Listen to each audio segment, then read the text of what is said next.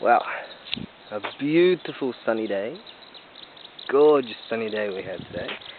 And a buddy of mine just came back from a trip, and he brought back some really fancy or expensive shochu, which is kind of like sake, but a distilled kind of rice wine stuff that'll knock your socks off.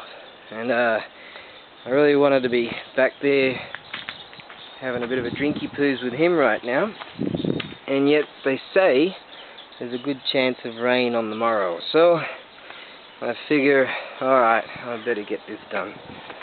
And I'm enjoying this anyway, so it's all cool. Maybe later. But anyways, have I got something to show you. This particular piece, it's actually a recast bell. Now this is a piece of history you're looking at right now. This bell, if I can find, oh, it will come with a striker. I don't have, it will come with a striker of, this is all I had laying about, but something similar to this, sort of more traditional style, but heavier. So I brought along this beam. This is from one of the other bells I have listed, because it's roughly the right weight for it.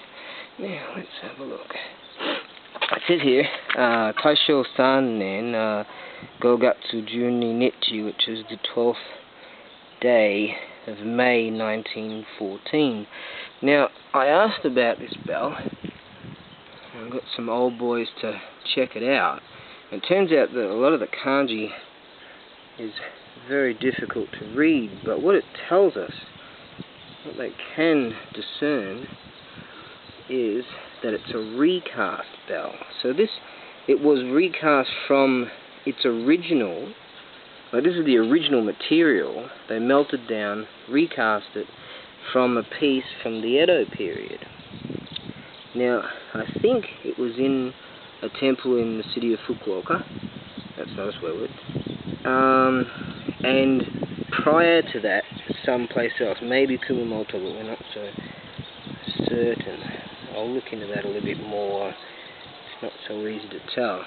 But the elaborate, I've never seen anything like this before, something this elaborate. So there must be a reason why they made something this elaborate, you know. I mean, look at the flange at the bottom. Now generally I would sell this for a lot more than what I'm asking, but for a slight flaw. Now this striker point here, as you can see, look how worn it is. I mean, it's been struck a billion times. It does have a very slight amount of hair-lung cracking just in here, and what that tends to do is diminish its reverberation. Now I'll get this beam here and demonstrate.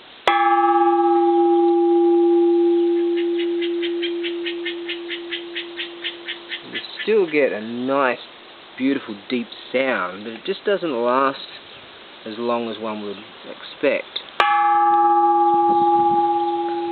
Now I think if you get the right weight of striker, you definitely improve the strike. This is a piece of history. I mean, a bell that is that good, you know, getting recast. There must be good reason for it. That's certain. Try and get a few strikes of it. I've been practicing with different weights and things.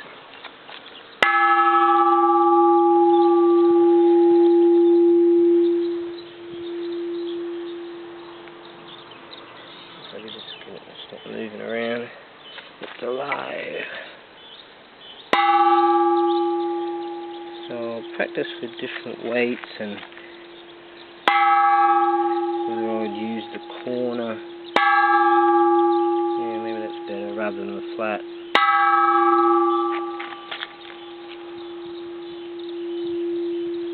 But this is a superb piece. It's just difficult to make out what all this is.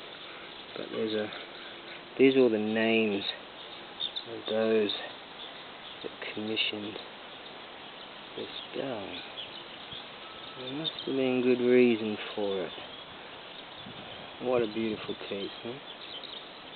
To melt something down and resurrect it. And who knows?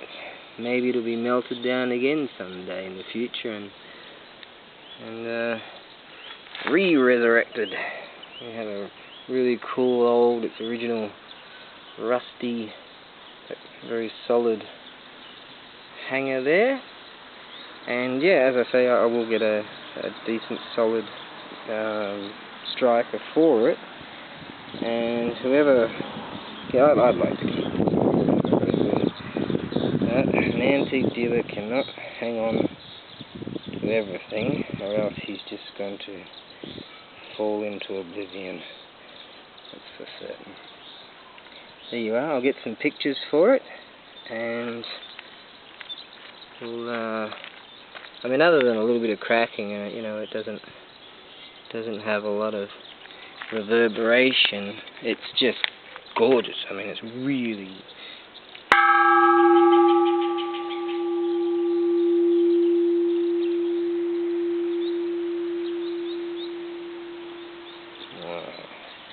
Well, it's mine until it's yours, so that'll keep me happy. Okay, cool.